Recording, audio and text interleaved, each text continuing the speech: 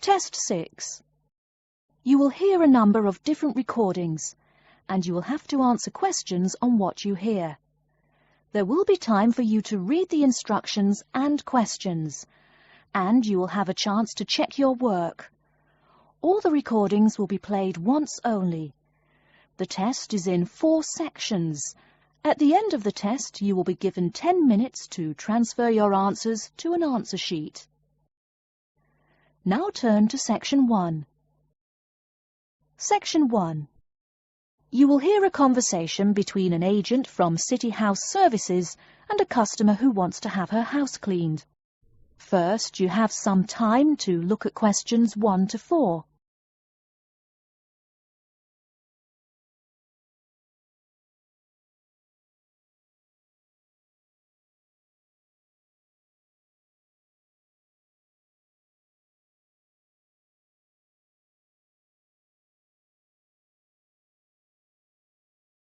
You will see that there is an example which has been done for you.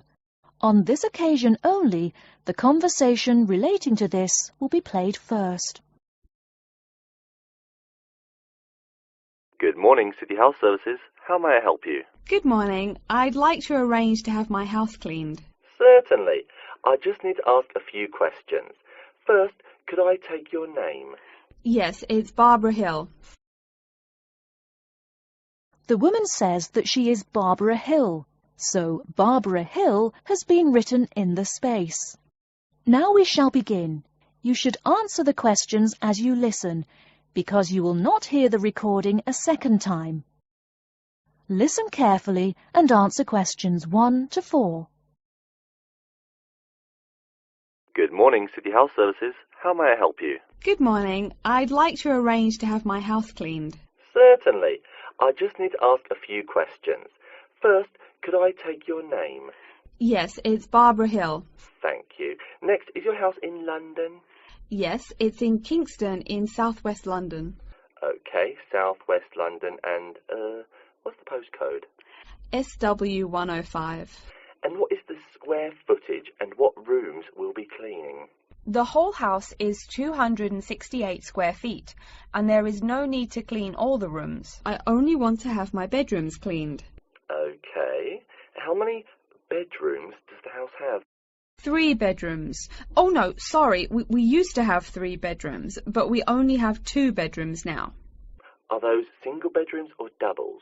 Doubles. Fine, 2 doubles. There's one more room which needs cleaning. It was used as a bedroom before, and now we have converted it into an office. I understand. 3 rooms have got to be cleaned. And are all of those rooms upstairs? Yes. Then downstairs we have a kitchen diner, conservatory and lounge. The kitchen diner is quite large and has the usual equipment: cooker with oven, refrigerator, cupboards and worktops. The conservatory has a lot of plants, but there's no need to take care of them. The lounge has a leather 3-piece suite and a large coffee table. Thank you. And do you keep any pets? Yeah, I really love keeping them. I've got 2 dogs and 3 cats. Okay, then if our staff come over to offer the service, please take your pets away. Have you looked at our service packages? Yes, I have one in front of me. Excellent. Before you hear the rest of the conversation, you have some time to look at questions 5 to 10.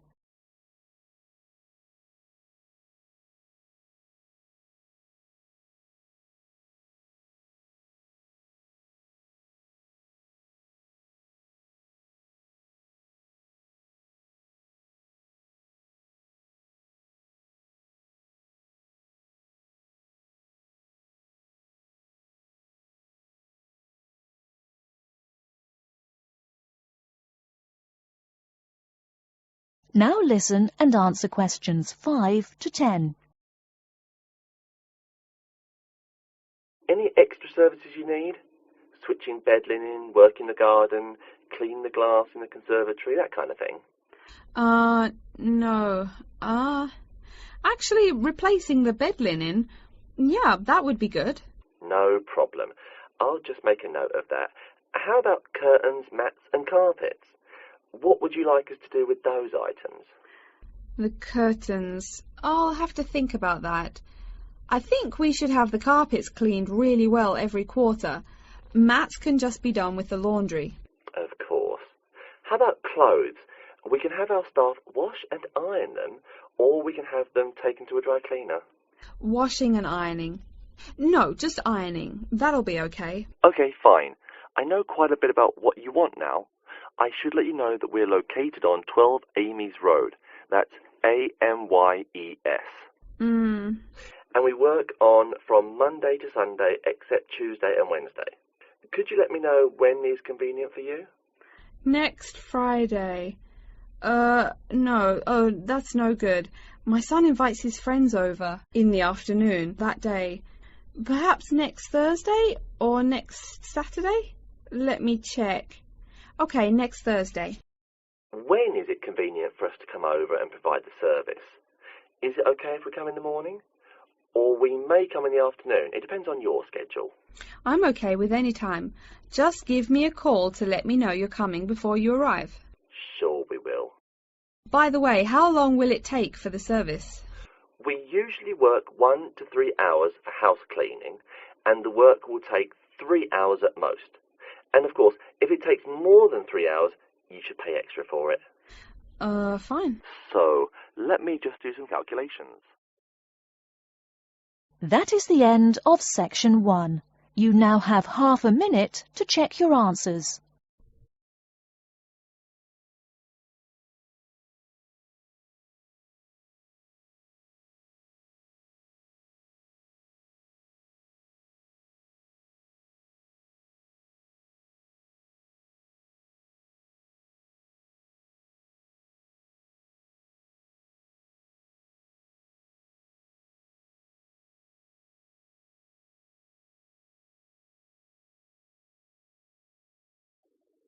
Now turn to section 2.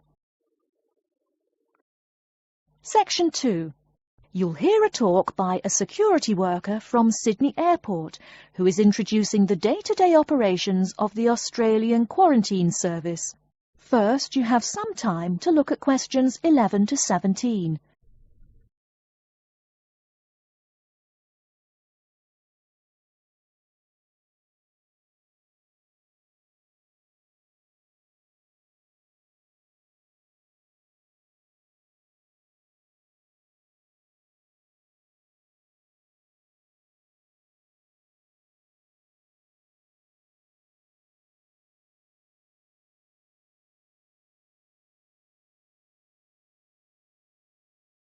Now, listen carefully and answer questions 11 to 17. Hi everyone and welcome to Sydney Airport. Today I'll be giving you the inside information on the day-to-day operations of the Australian Quarantine Service here. We hope to provide you with a better understanding of why such heavy security regulations are necessary by educating you on how we operate and why we do the things we do. We're not here to try to persuade you to fly through Sydney Airport, though we hope you'll find your experience relatively stress-free and comfortable. First things first, our personnel. Can anyone guess how many people work at Sydney Airport? We have 200 alone working in Terminal 2. So can you guess how many in the whole airport? I heard someone say 360. That's getting closer. What? Did someone say 2,000? That's way too high. Sydney Airport actually employs 440 people. A lot, right? And about half of those employees work in security-related matters. Moving on to our not-so-human employees, let's come and see our favourite pooch, Milton. Milton is our best drug-sniffing dog on the force. He's friendly to most people. You can even come pet him at the end of our tour. Burnouts, beware though. He'll find everything. Notice that even though there are so many of us around him, Milton stays quite calm. This is the precise reason he was chosen for the job. Dogs that are chosen are not predisposed to sniff out different narcotics. That's something we teach them already. So here's a part of the airport most people never notice, the cargo transport terminal. This is where packages are shipped to and from. Normally we ship around 4,400 packages per month. In this airport alone, over 52,000 packages were shipped in and out over the past year. We ship to and from 170 different countries. Not bad, eh? Probably it will go up to over 72,000 packages this year. And despite over 100 flights in and out of here daily, the number of lost or delayed packages is impressively low. If you send your package through here, rest assured we'll get it where it's going. Let's move on to the area most of us are familiar with, the passenger terminals. In order to be allowed into this area, you must pass through security with your ticket and, if you're travelling internationally, your passport. If you're travelling domestically, you just need a legal form of ID. If you don't have those, you will not be allowed to pass through security and board your flight. During the security scan, your carry-on items will be checked for dangerous items such as weapons, sharp objects and liquids that exceed our specified limit. If you attempt to pass any of the prohibited items on this list posted at the entrance, you are still allowed to board the plane, but you'll be given a warning and your item will be confiscated. Don't worry, we will not arrest you for having too much shampoo in your bag or anything like that. We also search your carry-ons and parcels for any perishable items. We prohibit the transportation of local vegetation and prohibit parcels containing any insects in them.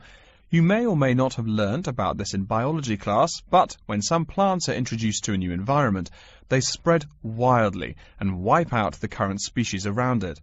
It is important to control the introduction of new plants into an ecosystem, so we must prohibit the transport of any fertile seeds. So what happens to parcels containing possibly suspicious items? It's of course something we do not take lightly here.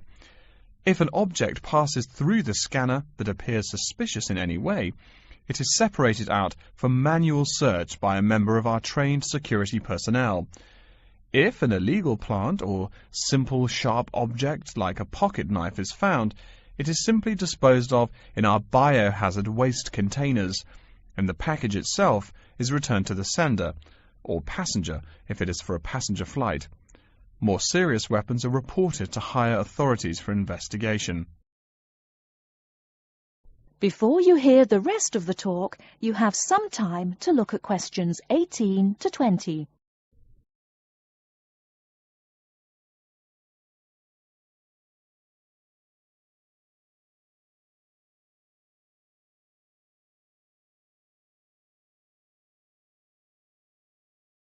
Now listen and answer questions 18 to 20. As far as parcel security, the material of the parcel is important. For shipped goods, the most common material used and the most widely accepted is paper. Make sure it is packed sturdy enough with no rips or tears. We've definitely had packages rip open before due to haphazard packing. A more common problem, though, is the package labels. When an item does not make it to the right place, this is the most common reason. The label may not be in the right place or marked clearly enough.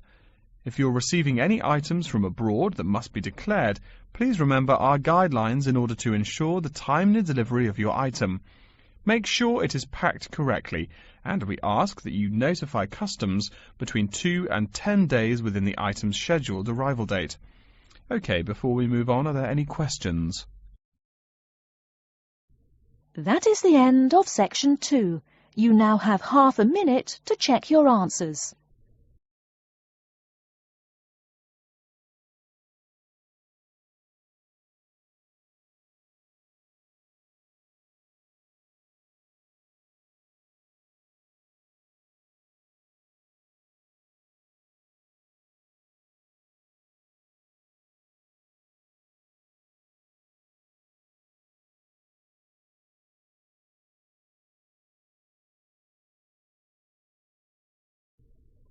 Now turn to section 3. Section 3. You will hear a librarian called Adam Smith talking to the students about how to use the facilities in the library. First, you have some time to look at questions 21 to 26.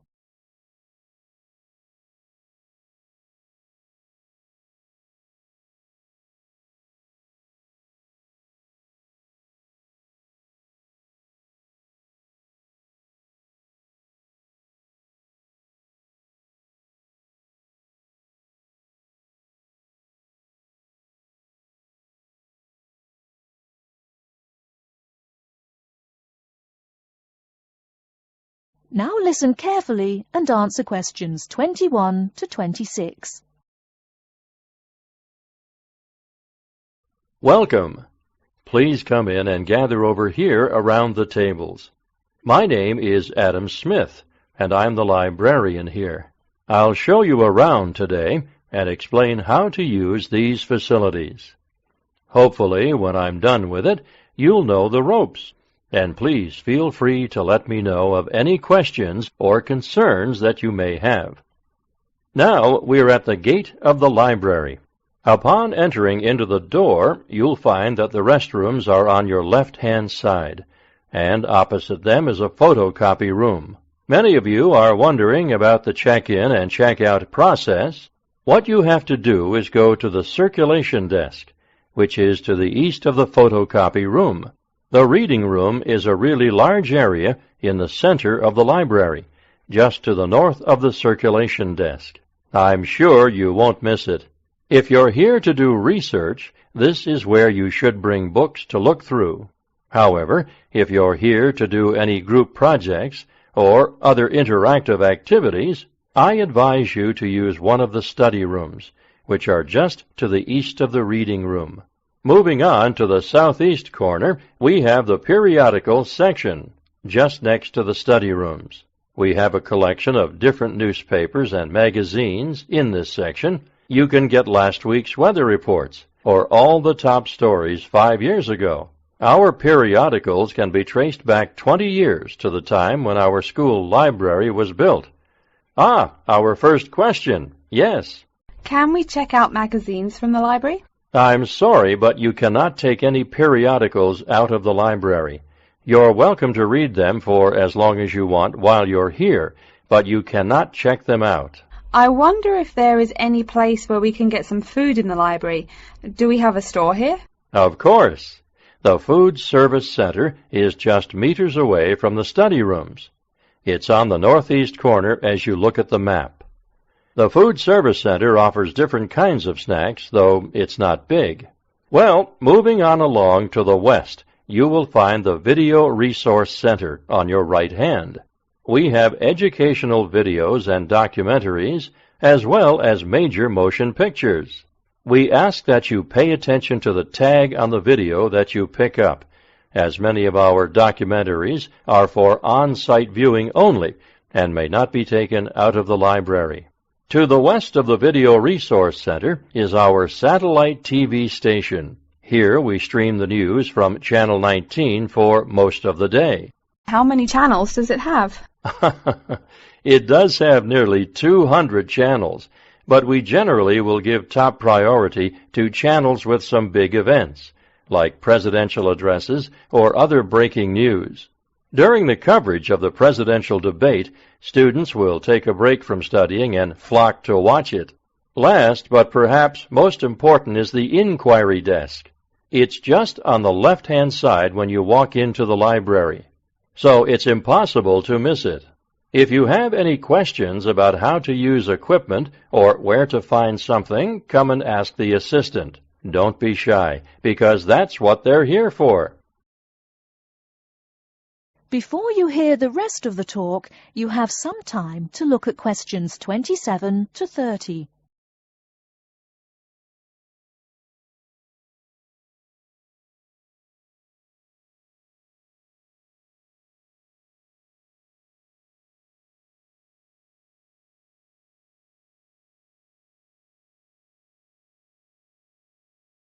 Now listen and answer questions 27 to 30. Speaking of questions, one of the questions we get asked is how to actually check out a book once a student has picked one out. If it's a fiction or non-fiction book, look for the pink and yellow checkout card inside the back cover of the book. You can also find information about the book on these cards, including its publishing date, genre, ISBN, and a log of dates it's been checked out before. Present this card to me or any library assistant, and we'll stamp it, and then the book can be kept for 3 weeks. You can find general information on a field of study by using one of our subject guides. We have them on paper here, but any of our computers will allow you to search within fields as well.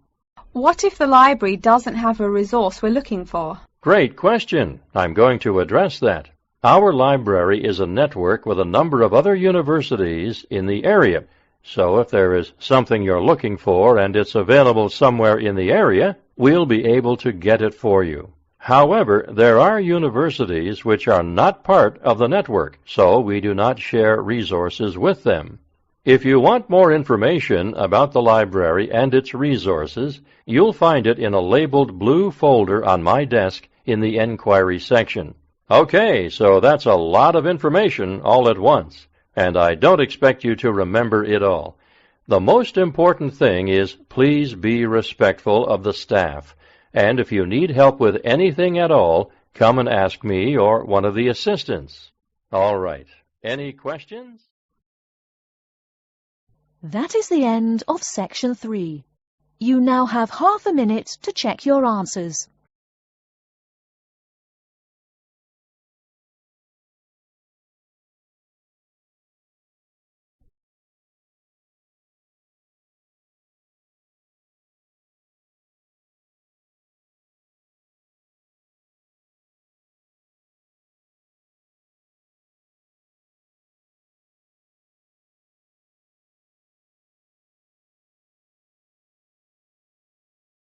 Now turn to Section 4. Section 4. You will hear a lecture about Crocodylus niloticus and its living habits. First, you have some time to look at questions 31 to 40.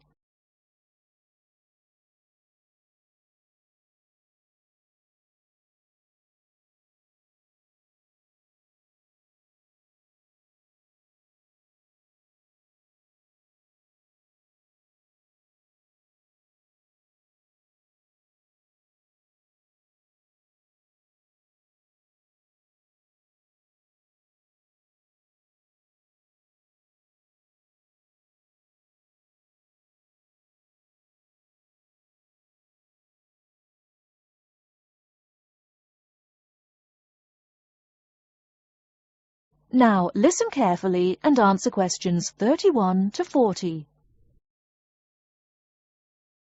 Good morning. Today we will continue our study of Crocodylus niloticus by talking about its living habits. We've already discussed the evolutionary attributes that set it apart from its crocodile relatives. Does everyone remember that?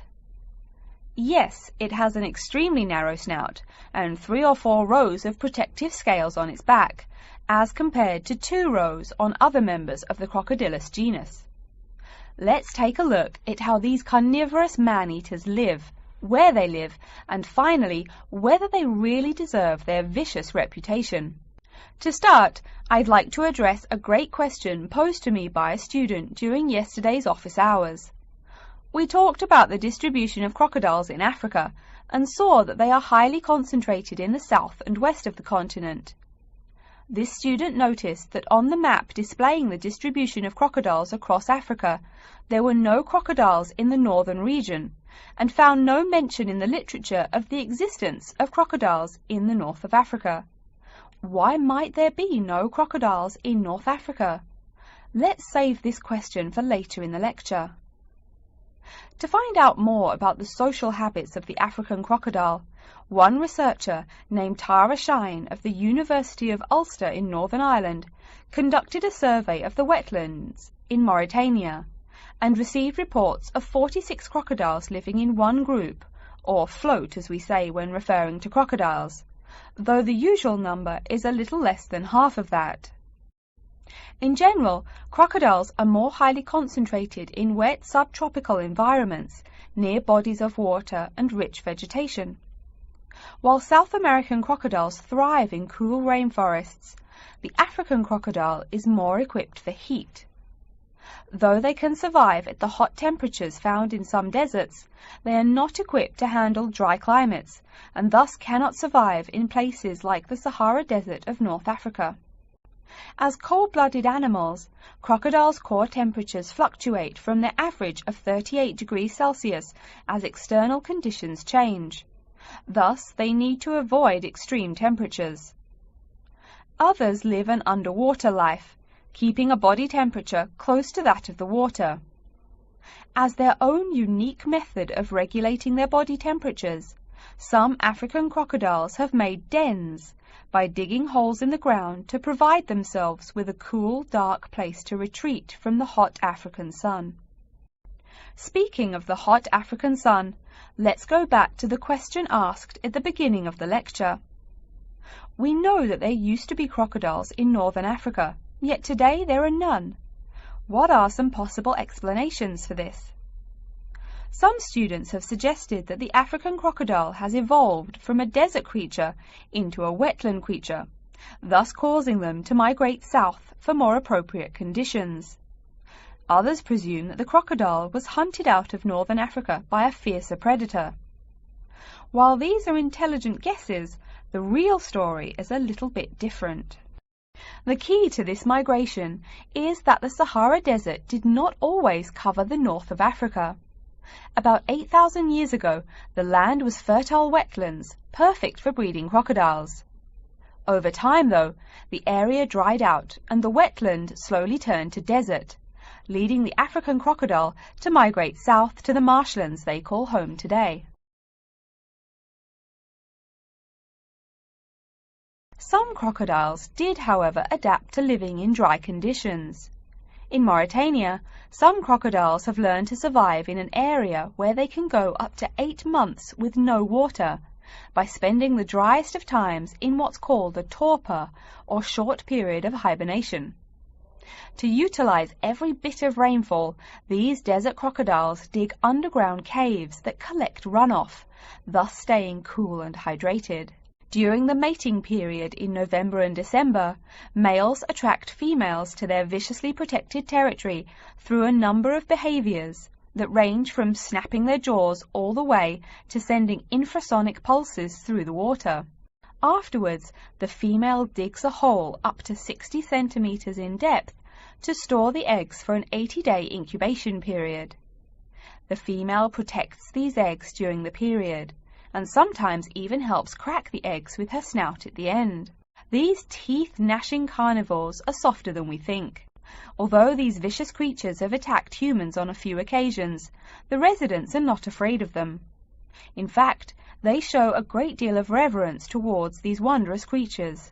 Some say that crocodiles bring water to their habitat, so if they leave, they will bring the water with them. Obviously, this is not true, but it demonstrates the admiration the inhabiting people have for crocodiles. Generally, crocodiles do not predate on humans. They attack when humans populate the crocodile's habitat, instilling fear and uneasiness in the crocs. Like any other species, crocodiles are known to attack when feeling fear. There's still a lot more to be discovered about the African crocodile. Researchers want to know more about the population size, how many crocodiles inhabit Africa in all, how they form separate floats, etc. There is still also much to learn about migration patterns and relations to other populations of crocodiles now found in other parts of the world. Next time, we'll examine a few specific case studies of crocodile populations in southern Africa. That is the end of section 4. You now have half a minute to check your answers.